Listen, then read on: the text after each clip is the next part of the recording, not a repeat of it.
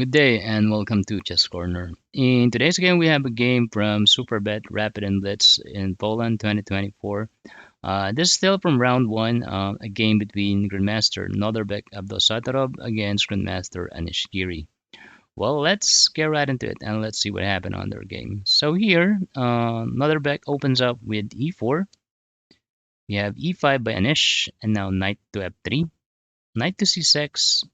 We have g3, knight f6, d3, just depending the pawn on e4, and now bishop c5, all developing move by black here.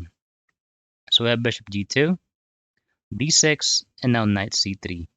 We have a5, so probably the idea by playing a5 is to basically, expand on the queen side because there's always a possibility that white can still castle on the queen side. So here we have h3 only, just stopping the bishop g4 because if you're going to allow it, there will be knight d4. So we have h6 only, the same idea, just want to stop the bishop g5 move here. So we have castle, castle, and now king to h2. After king h2, we have knight d4. Not the best continuation here. The suggestion actually here is to go a4. You can also go bishop e6 or even d5. But anyway, we have knight d4, knight takes d4, and in this position, you have two options, but you're not going to capture it with a pawn because you'll be blocking your own bishop. So we have bishop takes d4, and now knight to e2 by Norbert. So attacking this bishop. This bishop is very powerful in this position. So of course you don't want to give that bishop. So we have bishop b6. We have f4 now, attacking on the king side, trying to open up this rook. So here we have a4 and now bishop d2. So Norbert would like to improve all the pieces before continuing with the attack. So probably bishop c3 would be the next move.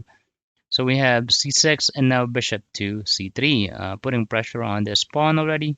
So you really need to defend it or capture. But capturing won't be a good idea because you're allowing the bishop to have an open diagonal here. So we have rook e8 only and now queen d2. So right now, white actually improved the position and all the pieces are actually active. So it's a complete development already. So we have bishop to c7 and now rook to f1. We have c5, not allowing any push here on d4, but we have rook to f1.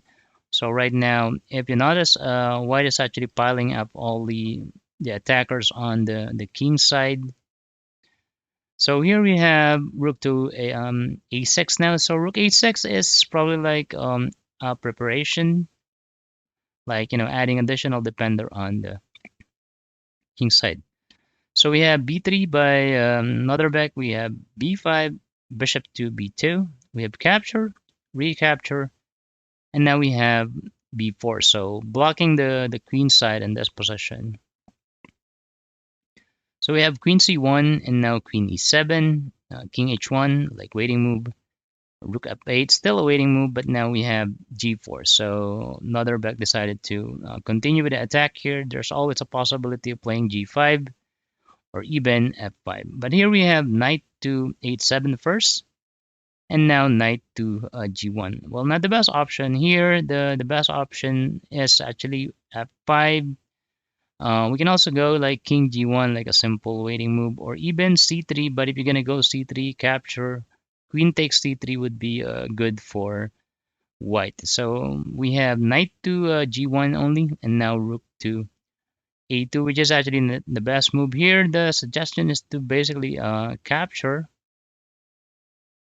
He takes f4. That's one. We can also go bishop b7 or even bishop to b6. Well, I'm actually not really sure what's bishop b6, but probably the idea is bishop b6 is to go c4. You're gonna discover an attack on the rook.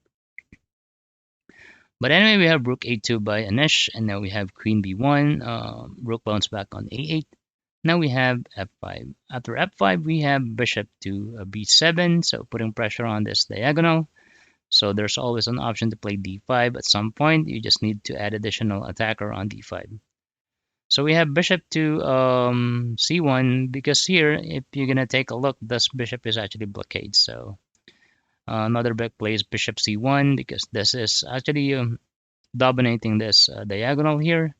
So we have f6, which is not the best option here. Here, the suggestion is to go rook a6.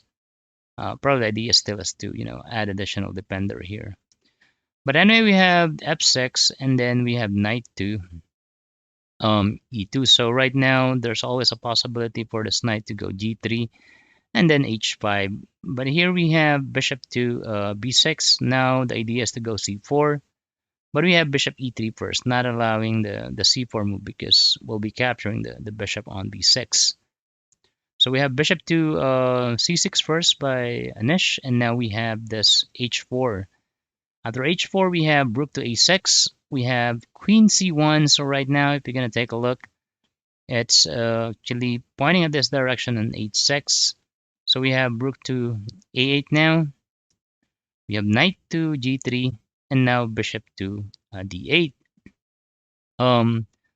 Black is actually would like to stop the g5 move here, but we have bishop to f3 only by another back, probably to give some space to the king to go king g2 at some point. But anyway, we have queen to a7, and now we have queen d2. After queen d2, we have rook to a1. So trying to simplify the game here, because right now, if black can simplify the game, he will have a better chance on the queen side because the rooks are actually on the rooks and the queen is actually on the same pile.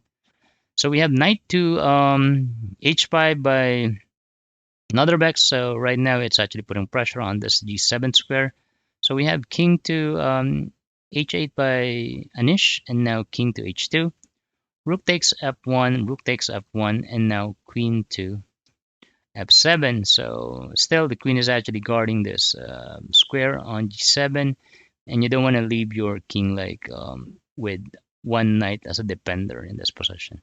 So we have rook to g1. Still the idea is to go g5 at some point, g5 and then g6, which is very strong for white. So we have rook to a2, not the best continuation here. The suggestion is to go rook a7 first, like a waiting move. But anyway, we have rook to a2, and now rook to g2 only, and now rook to a1. We have capture on g7. So here, another back actually sacrifice a piece in exchange of, let's say, queen takes g7. But after queen takes g7, we have bishop takes h6, and now queen to a7. After queen h7, we have g5 capture and then recapture. So right now, if you're going to take a look, we have two pawns, which is a pass pawn. And right now, the only defender is basically the knight and the queen. But if you're going to take a look here, we have our pawns here. We have the bishop, we have the rook. The queen can also join the attack here. So here we have queen to a2, which is not the best continuation here. The suggestion is to go rook f1. But anyway, we have queen a2, and now we have this excellent move, which is f6. So as you can see, there are only like two moves left, and it will promote into a queen. So here we have queen to b1, and now rook to g3. We have rook to a2. So putting pressure on the c2 and winning the queen in this position. But in this particular position, another back actually don't mind losing the queen. He played f7. After f7, we have capture, and now we have this g6 move, giving up the queen. So here in this position, what's the best move here? Actually, it's hopeless now for black because the next move would be f7 or g7 rather, and it's going to be checkmate. So here's what happened. We have capture, and now we have bishop g2 only. And whatever you move, g7 is actually unstoppable in this position. But let's see how are we going to defend the position here. Let's go back. Let's see here. Here we have rook takes d2, rook takes, and this is actually the part we're in. Anish actually resigned, but let's try to evaluate what should be the best move here. If we're gonna play like, let's say bishop to f6, stopping the the g7 move here. What should be the play here? Bishop f6, we have g7, bishop takes g7. After bishop takes g7, then bishop takes g7. It's going to be a checkmate. Let's go back. What else can we play in this position? Well, probably queen g1, but still, after rook, still this is coming, and you won't be able to stop. Well, that's going to be a checkmate. Any move for for black. Well, if you enjoyed this video, please consider subscribing. Thank you for watching Chess Corner, and I'll see you on the next one. Bye bye now.